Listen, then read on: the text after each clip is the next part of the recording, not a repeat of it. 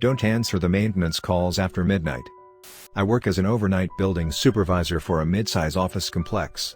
It's a quiet job, the kind of shift where you hear the hum of the vending machines louder than anything else. Most nights, after 10 p.m., I'm the only living person in the entire building, except for the occasional janitor who keeps his earbuds in and doesn't talk much. My responsibilities are straightforward: keep the security feed active, answer emergency calls from the tenants, and make sure no one's sneaking in to use the place after hours. It's a routine I've followed for years without incident. The building is old, sure, but it's never been haunted old, at least, that's what I thought. That changed about 3 weeks ago when the phone on my desk rang at exactly 12:47 a.m. This wasn't my personal cell, it was the hardwired black desk phone, the one only connected to the building's internal maintenance system. It never rings at night. In fact, the only times I've ever answered it were during the day for routine issues, like a jammed printer or a stuck door. So when I picked it up that night, I was already on edge. The voice on the other end didn't help. It was low, calm, and completely devoid of any emotion. Room 614 ceiling is leaking again. Could you bring a ladder? The problem was, our building doesn't have a room 614. The 6th floor is mostly unused, a couple of storage areas, an old server room that hasn't been touched in years, and dusty corridors that smell faintly of stale air. I started to explain this when the line abruptly went dead. Just a click and silence. That was when I thought to check the security feed. I pulled up the 6th floor cameras and froze. There, in the middle of the dark hallway, was a figure. Perfectly still. The cameras are motion triggered, so I rewound the feed to see where they had come from. What I found made no sense. One frame, the hallway was empty. The next frame, the figure was just there. No movement, no walking in. Just appearing. I radioed the janitor, but he was all the way on the other side of the building, dealing with a spill in the lobby. Against my better judgment, I went up alone. The elevator doors opened to an unnatural quiet, and the hallway lights flickered once before holding steady. The figure I had seen was gone, but the carpet where it had stood was soaked, and when I looked up, the ceiling tile above it was sagging, dark water dripping slowly, steadily, into the fibers. It wasn't clear water either. It was thick, almost syrupy, with a faint metallic smell that made my stomach twist. I didn't touch it. I turned around and went back downstairs without filing a report. The calls didn't stop.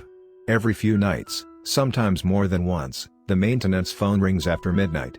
The voice changes, sometimes it's the same calm man, sometimes it's a soft-spoken woman, and once it was a child's whisper.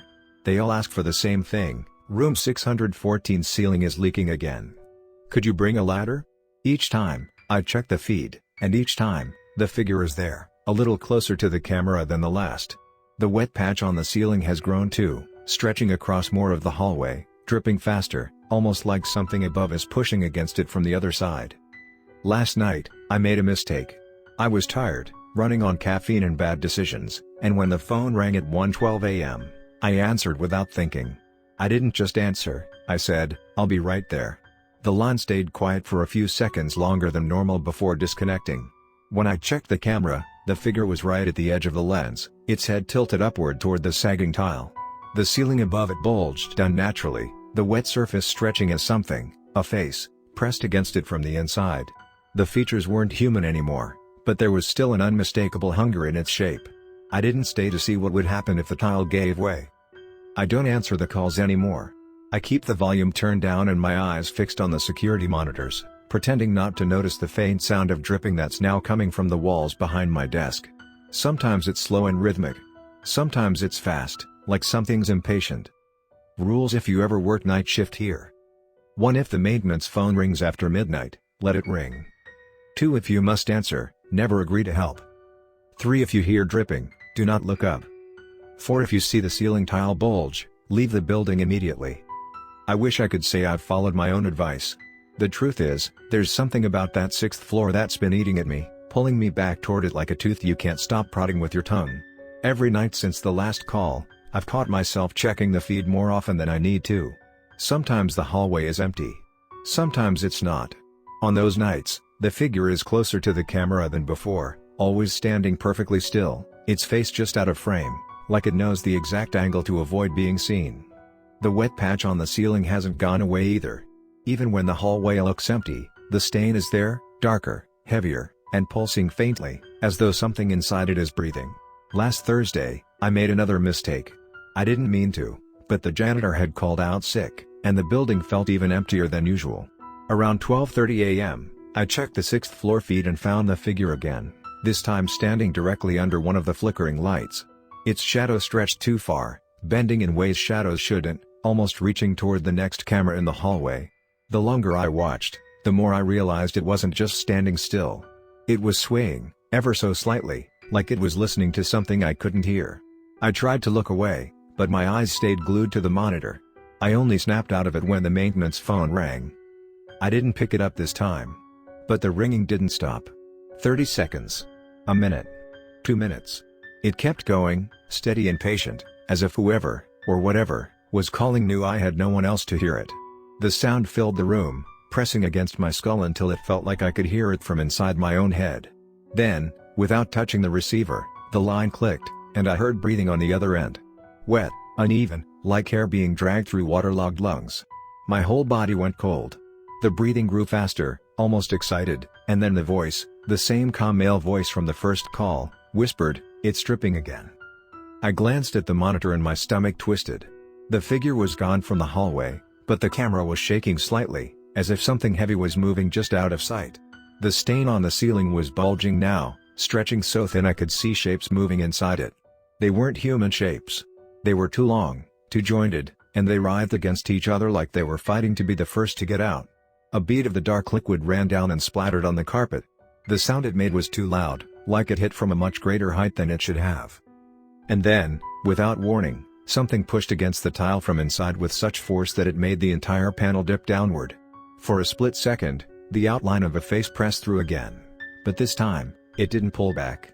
The skin-like surface stretched over where its mouth should be, and that's when I realized it wasn't a face at all.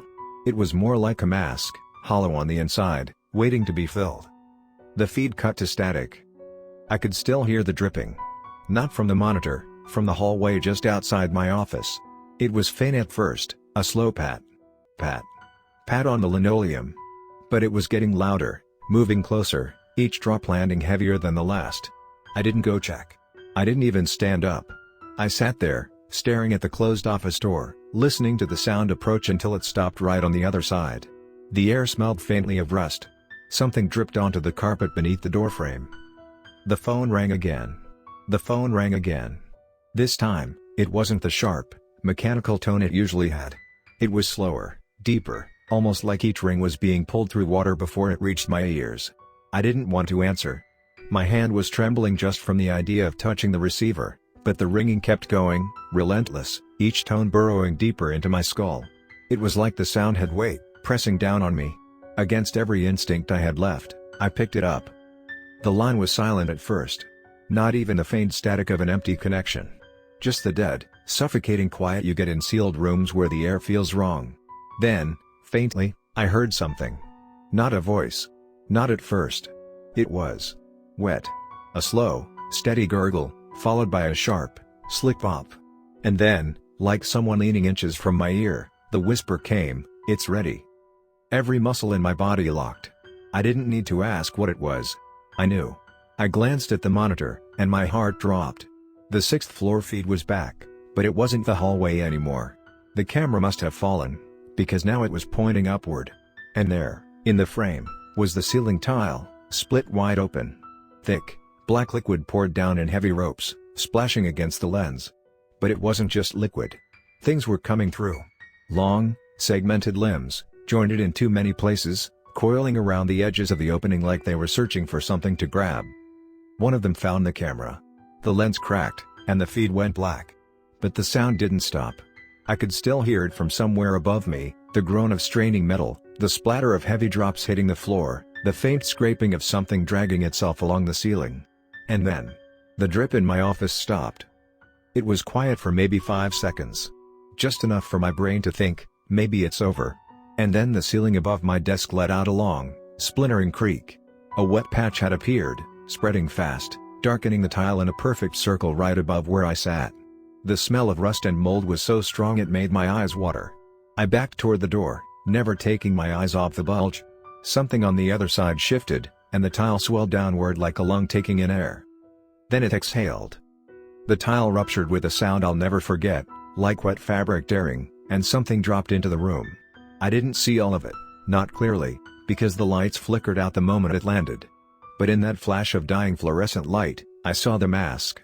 That same hollow face I'd seen pressing against the tile upstairs, now inches from mine, empty sockets staring straight through me. Something moved inside it, filling it from behind, stretching the skin like surface tight. And then it smiled. I ran. I don't remember choosing to, my body just reacted.